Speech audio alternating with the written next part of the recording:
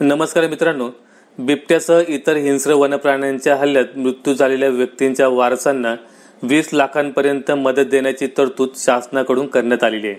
पीक नुकसानीपोटी मदत दिली जाते. ही मदतीची कार्यवाही वन विभागामार्फत राबवली जात आहे.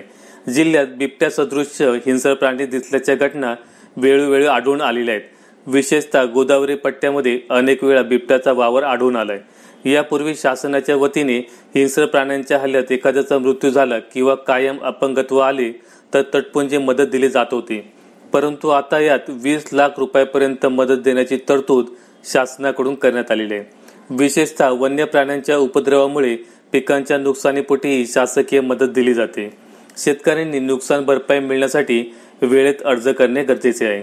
घटनेनंतर गावातील वनमजुरामार्फत ती घटना वनरक्षकांना कळवावी. वरिष्ठ अधिकारी व पशुवैद्यकीय डॉक्टर घटनास्थळी येऊन पंचांसमक्ष पंचनामा करतात. पंचनाम्यानुसार देण्यात येणाऱ्या अहवालानुसार शासकीय स्तरावरून लाभार्थ्यांच्या खात्यात मदत जमा केली जाते.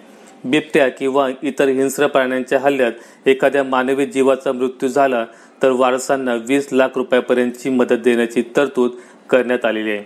वन्य प्राण्याकडून झालेला हल्ला असो किंवा पिकांचे नुकसान असो याची माहिती संबंधितांनी वन विभागाला 48 तासांमध्ये देणे आवश्यक ठरणार आहे. वन्य प्राण्यांमुळे पिकांचे नुकसान झाले असेल तर त्याची तक्रार वन विभागाकडे शेतकऱ्यांनी करावी लागते. वन विभागाच्या पथकाकडून पाहणीनंतर ज्या प्रमाणामध्ये नुकसान झाले त्या प्रमाणात शासकीय तरतुदीनुसार मदत मिळते. हिंस्र प्राण्यांच्या हल्ल्यात मयत होणाऱ्या व्यक्तीकरता 20 लाख तर गंभीर जखमींना 7.5 लाख रुपयांची मदत मिळते. वारसांना काही रक्कम चेकद्वारे तर काही बँकेत डिपॉझिट केली जाते. धन्यवाद.